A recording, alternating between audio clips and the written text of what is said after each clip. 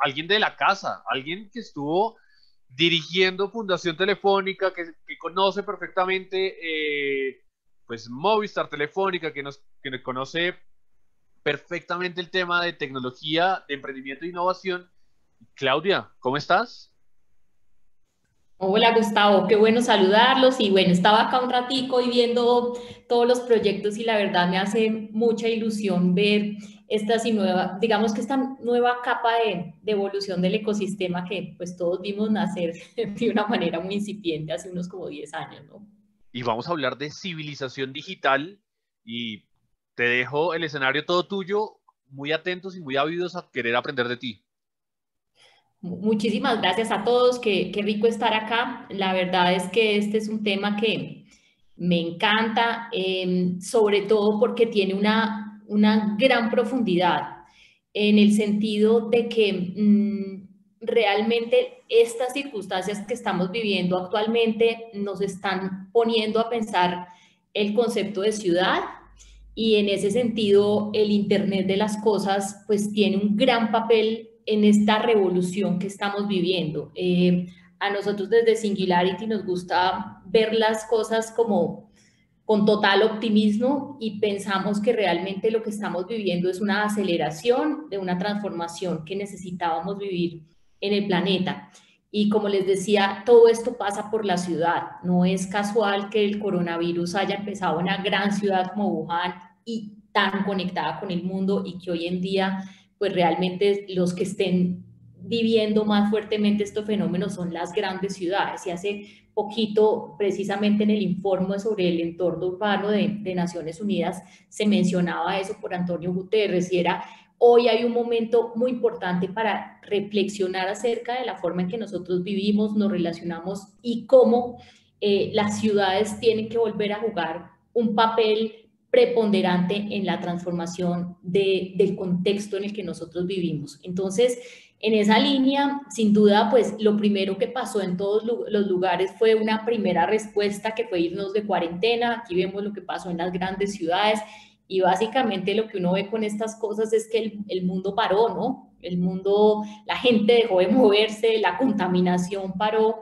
pero al final, digamos que lo que nos ha mostrado este fenómeno es que no es suficiente con en cuarentenarnos. Tenemos que volver a recobrar nuestras vidas. Afortunadamente la tecnología estaba y el e-commerce vino a tirarnos los salvavidas, la conectividad, a permitirnos seguir trabajando, a permitirnos seguir estudiando, pero sin duda no parece una alternativa realista seguir en estrategias de cuarentena, sino más bien aprender a vivir con este fenómeno que va a estar entre nosotros mucho tiempo y que sin duda puede que no desaparezca en el sentido de no solo el coronavirus, sino también el riesgo que tenemos en un mundo tan conectado de vivir más pandemias. Sin duda, estos últimos 10 años han sido los años en donde más pandemias se han producido en el mundo. Nosotros no lo habíamos vivido mucho en la lógica de Latinoamérica, pero sin duda esto era algo que ya se vivía y Asia nos ha dado mucho para aprender de este fenómeno particularmente. Entonces, en esa línea uno dice, bueno, si esta va a ser la principal causa de muerte, específicamente en América Latina, y es muy probable que en el mundo entero, ¿cómo es que vamos a aprender a convivir y qué función podría tener el Internet de las cosas en ese rediseño de nuestro estilo de vida? Y realmente no estamos hablando de algo cosmético, no estamos hablando de algo en donde, digamos que en esta primera ola uno siente que vamos a querer controlar dónde están todos los ciudadanos, a ver quién es el que está contagiando a los demás. Simplemente eso es muy difícil y además no sabemos si eso es lo que queremos como sociedad.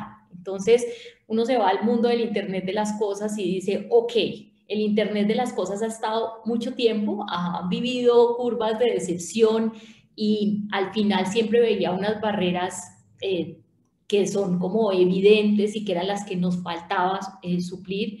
Uno, el tema de conectividad. Entonces, cada vez que uno hablaba de ciudades inteligentes, pues muchos detractores de las ciudades inteligentes decían, sí, pero eso es para Nueva York o eso es para Hong Kong. nosotros no tenemos el nivel de conectividad que eso se requiere.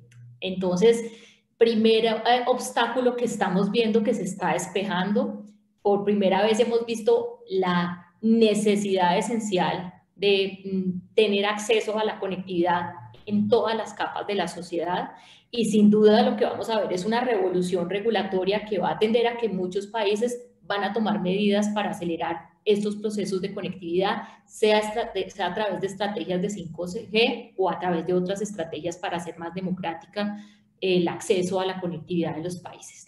Lo segundo es todo el tema de seguridad, sin duda, y esta situación lo está exacerbando, es decir, la conectividad que ofrece el Internet de las Cosas también ofrece muchos riesgos. En un sistema de 25.000 millones de sensores, la oportunidad de hackear los sistemas es muy alto. Entonces, ese es un gran tema a tener en cuenta. Qué ilusión lo que están haciendo los del laboratorio de movilidad, pero importantísimo que desde el punto de vista de gobierno o de GovTech podamos hacer cosas para trabajar en esa línea, porque es un elemento fundamental en esta estrategia. Y lo tercero es trabajar en estándares. Uno ve muchos gadgets, ve muchas cosas en el mercado, va al CES y se emociona, pero al final en la práctica es muy cierto que es muy difícil encontrar estándares en esta industria que faciliten la masificación de estas iniciativas. Entonces, ese era el panorama en el que nosotros estábamos mirando. A mí hay un informe que me gusta mucho, que es el de ARK Invest, y que se los recomiendo a todos los emprendedores o a toda la gente que hace forecasting. Y el informe que ellos lanzaron a principio de año decía 3 elementos, o sea, hablaba de muchas más cosas, pero en relación a estas circunstancias creo que vale la pena que traigamos a la mesa 3 situaciones particulares.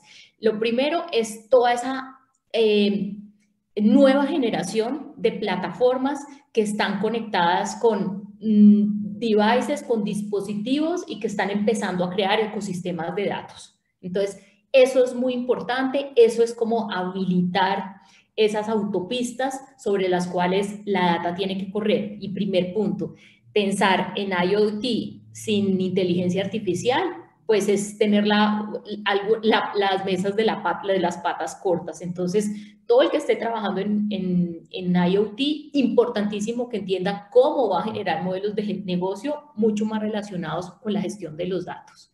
Lo segundo, que ya se estaba mencionando y que se ha acelerado muchísimo, es todo el tema de la automatización, ya sea en los procesos industriales, en los procesos logísticos, en el tema de restauración, del cual nosotros hemos, o que como industria ha sufrido tanto, con una condición particular, y es el World Economic Forum estaba diciendo en los últimos días que hay alrededor de 85 millones de empleos que van a desaparecer, pero es posible que nazcan otros 97 millones. Entonces, esto que parecía muy ajeno al contexto de Colombia, hoy se hace esencial por una necesidad de usar la automatización como un habilitante para asegurar la sostenibilidad de los negocios y evitar los riesgos a los cuales nos exponen, digamos, que todos estos espacios. Entonces, la industria manufacturera colombiana, por ejemplo, había invertido muy poco. Ahí hay muchas oportunidades para actuar en estos momentos y permitirles llegar a un nivel de competitividad real, porque lo cierto es que este momento pues ha hecho que hayan ganadores y que hayan perdedores, y es muy importante que las startups que están trabajando en esto piensen que lo que más necesitan los negocios es que ustedes les ayuden a poder llegar a ese escenario en donde puedan permanecer y en donde el tema de estructuras de costos es tan importante. Entonces el tema de automatización empieza a jugar un rol fundamental en estos procesos. Y el tercero, como les decía, el tema de inteligencia artificial, pero muy asociado, y quiero que lo tengan acá en la mente, a todo el tema de soluciones en salud. Sin duda, la industria que más Venture Capital ha recibido en estos momentos de la pandemia ha sido el sector salud, y se está viendo un movimiento muy fuerte de la atención a las enfermedades, o sea, el tema reactivo, que era lo que caracterizaba el sistema de salud, a un modelo que es predictivo y de cuidado en casa. Entonces, ahí hay muchísimas oportunidades y yo no me canso de mencionarlo. Luis Felipe en el panel habló un poco de eso. Colombia tiene un gran potencial para competir en la industria de salud. Entonces, ahí hay muchas oportunidades. Entonces, por ahora, vayan quedándose en la cabeza con dos cosas: un nuevo concepto de ciudad del que ya vamos a hablar y una gran oportunidad en la industria de la salud. ¿Qué es lo que está pasando? ¿Qué rol le asiste al Internet de las cosas en esto? Pues un rol muy radical, porque el concepto de ciudad se está transformando significativamente. París fue el precursor de todo esto. Yo me siento muy feliz de ver que el profesor Carlos Moreno, que lidera las iniciativas de innovación en todo el tema de urbanismo, sea colombiano y que sea la persona que está inspirando tantas transformaciones alrededor del mundo, y Bogotá en particular pareciera que va por esa senda. De hecho, el próximo plan de ordenamiento territorial que la alcaldesa pretende presentar está construido bajo la idea del París de los 15 minutos, o sea, las ciudades de 15 minutos, las ciudades de 20 minutos, las ciudades de 5 minutos, como por ejemplo los Utrecht en Holanda, en donde ellos ya están, digamos que, en otro nivel. ¿Y por qué es importante eso? Porque al final el concepto de ciudad estaba apalancado, y al oír al equipo de movilidad de la ciudad, creo que lo podemos confirmar con ellos, estaba apalancado en una métrica muy importante. Y la métrica muy importante era cuál era la velocidad a la que nos podemos transportar en la ciudad, en donde a Bogotá le iba muy, muy mal, que decía, uy, es que en Bogotá vamos a 20 kilómetros por hora, o en muchas ciudades de Latinoamérica, ese es un eje central. Y estamos pasando a una lógica de ciudad que no tiene como indicador la velocidad por la distancia de transporte, sino realmente la lógica de los policentros. Es decir, que nosotros nos estamos volviendo a volcar a la lógica del barrio, y que la visión de esto está transformando conceptos muy profundos. Desde el eje central de una ciudad exitosa o de una propiedad exitosa era location, location, location, dónde está ubicado, y ahora el eje central es proximidad. No importa dónde usted esté ubicado, siempre y cuando usted pueda acceder a todo el conjunto de servicios que puede ofrecer la ciudad. Entonces, estoy hablando de algo muy distinto, porque al final, cuando uno pensaba en el concepto de ciudades inteligentes desde hace muchos años que no hemos podido materializar, estaba muy enfocado en el tema de eficiencia, de cómo además el cliente de las soluciones de IoT fundamentalmente era la ciudad que quería controlar los semáforos, la ciudad que quería controlar condiciones de seguridad, cosas de ese estilo. Y ahora esta visión nos está diciendo es la ciudad que provee información y servicios para que los ciudadanos tomen las mejores decisiones, y la ciudad que usa toda esta data para definir toda la estrategia de crecimiento y de desarrollo económico alrededor del bienestar de sus ciudadanos. Entonces, en esa línea, ¿por qué esto es importante? Porque al final, mapear todo el contexto de servicios de la ciudad alrededor de las personas en un territorio en particular puede ser la clave para por fin habilitar esas famosas Smart Cities con las que muchos hemos soñado mucho tiempo, y darle un contexto de humanización muy distinto al concepto de eficiencia sobre el cual hemos venido trabajando. Entonces, en esa lógica, París y esta iniciativa de la Universidad de Sorbonne rediseñó la ciudad y dijo, ok, entonces esta es una ciudad que realmente, esa nueva Smart City tiene unas prioridades distintas a las de antes, y es ser sustentable, habilitar la sociabilidad y la interacción en las personas, y habilitar escenarios de bienestar. Y gira alrededor de estos servicios, y lo primero que tenemos que trabajar es precisamente en los servicios, en la data y en un nuevo concepto de movilidad para que esos 15 minutos con los cuales estamos soñando pues sean una realidad. ¿Por qué eso es tan importante? Porque en general las ciudades están sufriendo los efectos de la pandemia de una manera muy fuerte desde la economía. Si abordamos este concepto, podríamos establecer estrategias de reactivación económica muy interesantes, entendiendo cómo priorizo la provisión de bienes y servicios en la ciudad, en ciertos territorios, para darles viabilidad. En general, los barrios o los territorios que están muy enfocados solo en la especialización, la productividad o el turismo están muy afectados, y los barrios que están muy enfocados en el barrio en donde habitan las familias pues han podido sustentar la capacidad de sus servicios. Entonces tenemos que repensar, pasar de ese concepto de especialidad a la provisión de servicios centrada en un territorio pequeño que permita que los ciudadanos puedan tener esa calidad de vida de la que hemos estado hablando. Y ustedes estarán diciendo, bueno, ¿y eso en términos concretos qué significa en relación con las oportunidades que ofrece el Internet de las cosas? Entonces yo me atreví a hacer una priorización tratando de mostrarle luces a los emprendedores para que sepamos muy bien en dónde enfocarnos. Y creo que hay tres cosas fundamentales. La transformación en la que nosotros estamos viviendo nos puso en dos contextos distintos. Por un lado, el tema del low touch economy, les decía, automatización está en el centro de todo porque lo que no queremos es que las personas se enfermen y hay que generar servicios que nos faciliten al máximo mantener ese distanciamiento social. Y dos, todo el tema de bioseguridad y salud. Entonces, por supuesto, en ese ejercicio que hay un concepto muy fuerte de redefinir el autocuidado, es decir, el bienestar y la salud, una necesidad enorme de redefinir los usos de la propiedad en la ciudad y una necesidad enorme también de asegurar las cadenas de abastecimiento. Y cuando habla de cadenas de abastecimiento, no estoy hablando solo de la provisión de bienes, sino también de elementos fundamentales como el transporte, la energía o el medio ambiente, que están interrelacionados de una manera muy profunda con todo el tema de salud y bienestar.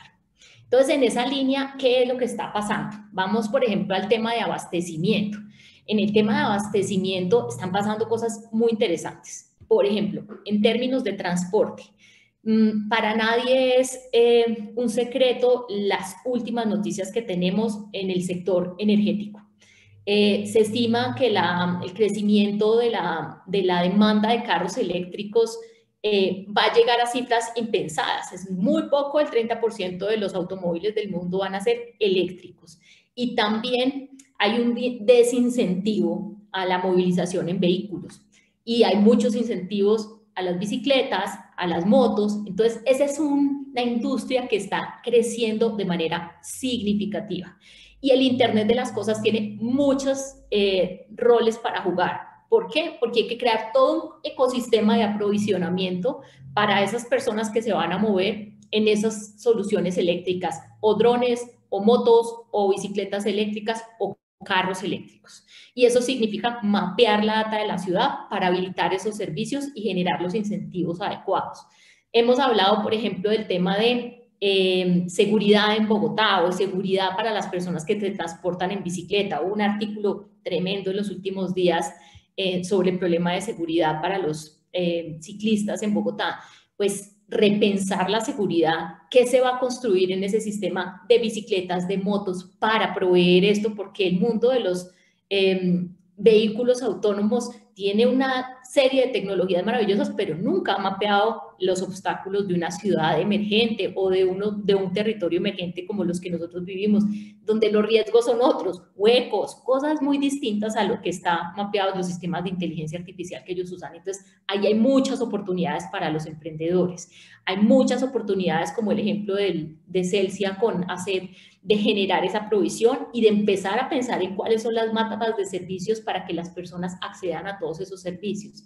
Todo el tema de ambientes verdes. Hay mucha gente, y un comentario increíble estos días, alguien decía, las oficinas en este momento, tener una oficina en este momento es equivalente a tener un establo en el siglo XIX.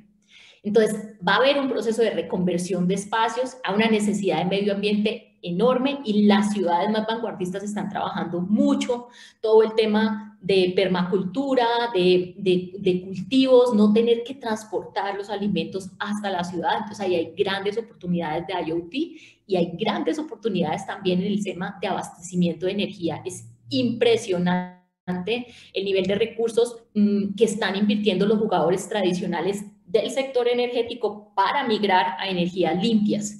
Y ahí les traía un ejemplo, esta iniciativa que ustedes ven ahí, que está en este momento posteada en Indiegogo, pues ya le ofrece a la persona el kit de paneles solares y el dispositivo para controlar el aprovisionamiento de energía. Ya no es solo Tesla, ya hay muchas iniciativas. Esa iniciativa está fondeada por más de $6,5 millones en estos momentos. Entonces, Un mensaje pequeño para las personas de IoT y porque eso es tan importante el laboratorio de IoT que están impulsándose desde Guaira, y es que los laboratorios tienen que habilitar que los emprendedores no solo piensen en la plataforma, tenemos que ser muy buenos en empezar a construir hardware, pero tenemos que ser muy buenos en empezar a construir hardware en donde el hardware no sea el negocio esencial.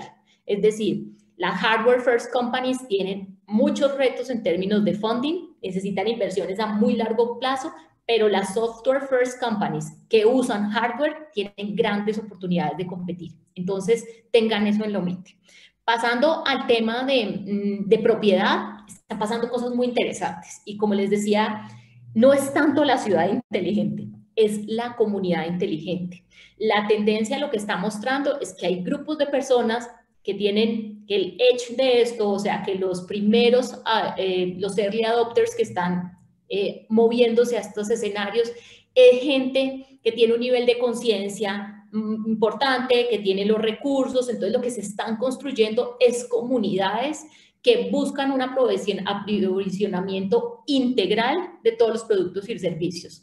Y acá les traía ejemplos. El Future Thinkers es una iniciativa en Canadá en donde la gente está fondeando actualmente para poder construir, háganse de cuenta, un barrio inteligente en ese lugar que se caracteriza además por el tema de autosuficiencia. Ese es un ejemplo súper importante y se caracterizan también por esquemas de economía colaborativa, es decir, de una cantidad de productos, de bienes o de servicios que están al servicio de la comunidad, en donde el Internet de las cosas es quien viene a organizar todo el acceso de las personas a los servicios. Pero eso no solo está pasando, entonces va a haber un tema de organizar las ciudades, pero también hay un gran tema de deslocalización. Hay mucha gente que está repensando y hay muchas empresas que están empezando a tomar decisiones que dicen, yo puedo contratar personas, no importa dónde. Entonces hay iniciativas como el Centro de Innovación Rural en Estados Unidos que ha empezado a entender cómo se van a administrar esos flujos de personas a esos territorios para que puedan competir. Y también estamos hablando mucho de iniciativas inteligentes en donde tenemos una mezcla de IoT y de Software as a Service. Un ejemplo es el caso del Workshop Café en San Francisco. Hay muchos ejemplos de esto, que no es el café, no es el espacio como el de WeWork, es un espacio abierto, público, totalmente automatizado, las personas no pagan membresía, las personas pueden separar, gracias al Internet de las cosas, sus puestos en el café con previa anticipación, pueden saber quién está alrededor por si necesitan hacer networking, entonces cada vez ahí hay detrás un proceso que es todos los edificios multipropósitos. Como no tenemos tanto espacio en la ciudad para que la gente se desplace 15 kilómetros, sino que queremos 15 minutos, va a ser muy importante sacarle el máximo provecho al uso de esos edificios. Y ahí es donde también, así como hablábamos del ejemplo de estos nuevos cafés, es donde nacen también los conceptos, por ejemplo, de las cocinas ocultas, de cómo yo habilito espacios para que alguien pruebe una idea de negocio, cree sus recetas y tenga una red de distribución que le permita validar sin haber tenido que invertir en una idea de negocio robusta y cara, pueda probar simplemente cómo aprovisionar esos servicios. Nuevamente, la locación, la capacidad de tener esa capacidad para entender la proximidad de mis clientes es lo que siempre a la base de todo esto. Pero lo que quiero decirles detrás de todo esto es que hay aquí una mezcla muy importante de inteligencia artificial para la planeación, que es lo que hace Regen Villages. Ellos ya montaron una plataforma de inteligencia artificial para hacer planeación urbanística y una segunda capa de Internet de las cosas, donde el Internet es, por ejemplo, en el caso de ellos, el que les permite monitorear consumos de energía, que es lo que a las personas más les importa, o todo el tema de huella de carbono. Entonces, ese es el que permite habilitar o actuar como validador de la idea inicial de sostenibilidad sobre la cual se construyen este tipo de comunidades. Con esto, ¿qué quiero dejar en el aire? Que al final tenemos que ser muy inteligentes, o sea, lanzarse a startups basadas en el Internet de las cosas requiere que entendamos mucho el contexto en el que nos estamos moviendo. y que podamos entender dónde hay más oportunidades en el futuro cercano de materializar las acciones en función de las necesidades del ecosistema de nosotros. Y cierro con el tema de autocuidado. En el tema de autocuidado, como les decía, hay 3 variables muy importantes. Todo el tema de predicción de las condiciones de salud. Ustedes ven a mano izquierda Oura, que es un anillo inteligente. Hoy en día mide un montón de indicadores de salud. Ya está midiendo y haciendo predicciones de COVID. Entonces, todos esos devices pequeños de uso personal están siendo muy importantes. A mí me gusta hacerle mucha fuerza al tema de dispositivos médicos, que es donde creo que tenemos más oportunidad de competir, porque en el lado de los wearables hay un avance tremendo de la industria y nosotros necesitamos madurar mucho ahí para competir. Pero en el tema de acceso a dispositivos médicos de bajo costo está todo por hacer, porque esa era una industria muy cerrada, muy costosa y sin datos. La industria de la salud tenía dispositivos médicos altamente sofisticada, pero no se había concebido como una industria basada en datos. Entonces, ahí hay grandes oportunidades. Les decía, el tema de los dispositivos médicos ha sido un ganador. El tema también de Internet de las cosas para hacer test. El tema de los laboratorios en casa, que llega uno a la prueba, se la hace y después tiene en su teléfono todos los resultados, es una gran tendencia también. Y como les decía, el cuidado en casa hace que también queramos, estamos en una tendencia en donde los dispositivos médicos cada día van a ser más baratos y más pequeños para que puedan ser accesibles a todos. Y por último, el tema de la automatización. Habíamos estado hablando de automatización en las casas hace mucho tiempo, pero parecía que eran como unos gadgets sin sentidos.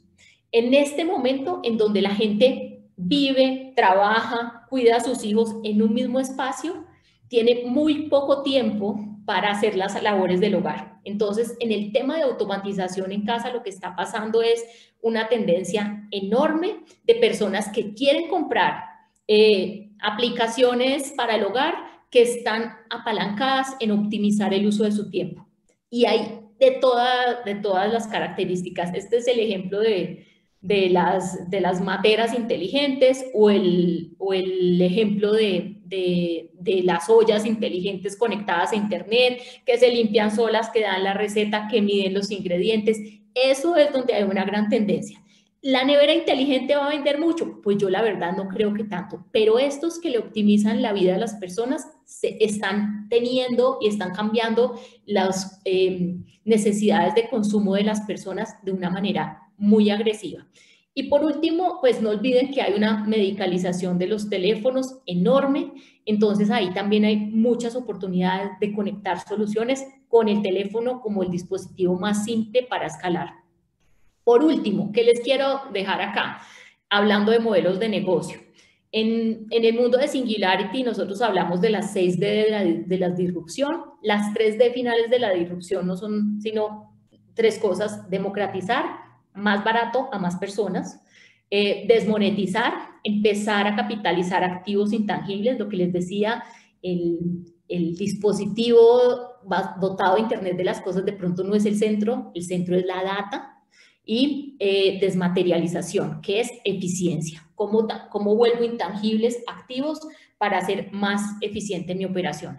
Y en ese sentido yo me atreví a dejarlos con esta mirada de cómo se están comportando estos diferentes escenarios. Este es el valor de estos mercados en el mundo, como les puse que dice, en azul oscuro están viendo en donde yo pienso que tenemos más oportunidades: dispositivos médicos, energía, transporte, y las burbujas nos dan cuenta del tamaño de los mercados. Creo que hay que pensar en grande, creo que hay que empezar a crear. Colombia ha evolucionado en sus ecosistemas y Latinoamérica empezar a entender cómo se crean soluciones innovadoras acordes a las necesidades de nuestro contexto. Repensar la ciudad y repensar la salud es fundamental, porque ahí hay 2 pilares que en este momento, a pesar de que, por ejemplo, la salud haya recibido tanto dinero, está quebrada porque su modelo de negocio era otro.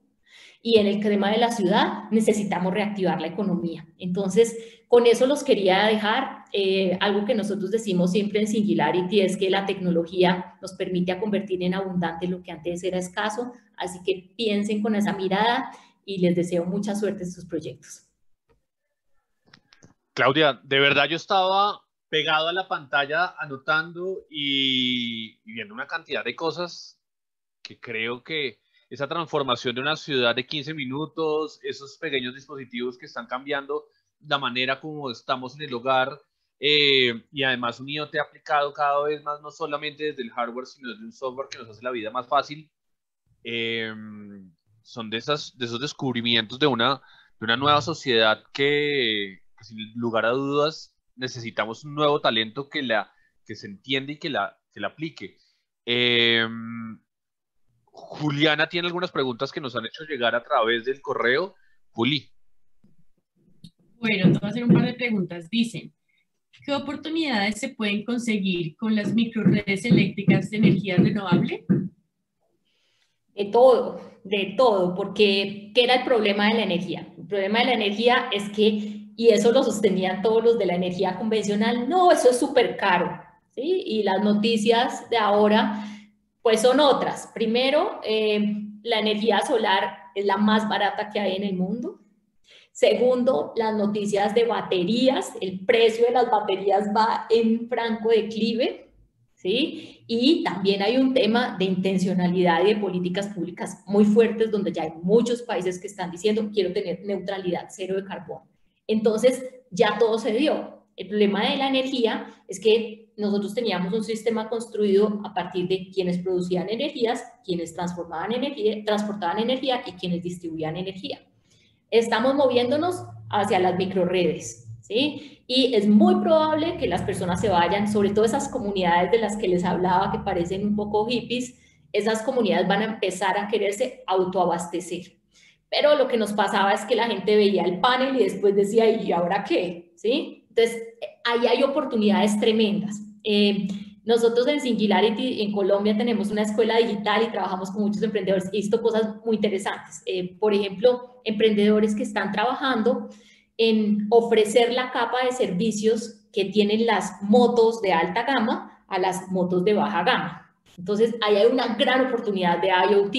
¿Qué significa eso? ¿Qué puedo? ¿Creo la moto yo? ¿Creo el dispositivo? O gente, por ejemplo, hablando en el sector manufactura, alrededor de el consumo de energía. Todo el mundo está queriendo ahorrar plata. Entonces, el que en energía quiera jugar, lo que le tiene que ofrecer a sus clientes es ahorrar plata y va a tener que trabajar mucho en modelos de negocio, porque al principio la gente no quería invertir en montar sus propias redes. Entonces, los que están metidos en el sector de energía y son capaces de decirle, yo invierto y usted me paga en función de lo que vaya a ahorrar, la van a sacar del estadio.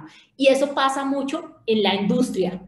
Entonces, en la industria creo que hay grandes oportunidades, ya no solo en las grandes, sino en las pequeñas. Nosotros tenemos dispositivos muy antiguos, la gente no hemos hecho recambio de maquinaria, total es maquinaria que consume mucha energía. Quien sea capaz de empezar a conectar estos sistemas de energías limpias con sistemas de control y aprovisionamiento a esa industria en particular, van a ser maravillas. Entonces, hoy en día lo que hay es que empezar a la tecnología ya está en el lugar donde tiene que estar, hay que pensar a pensar es más bien en el tema de los casos de uso y explorar y ahondar mucho en las necesidades, porque ahí se van a habilitar muchos servicios desde peer-to-peer, y cuando alguien genere extras de energía, cómo se la puede vender a los demás, cómo se almacena la energía. Ahí hay muchos retos espectaculares en una industria que, como vieron, es multimillonaria.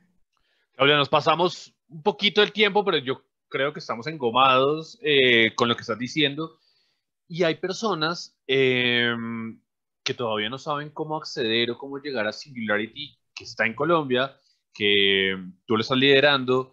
Y cuando hay un emprendedor, una persona curiosa, quiere saber sobre las acciones que ustedes están haciendo acá, ¿a dónde debe ir? Cuéntame un poquito rápido sobre Singularity en Colombia.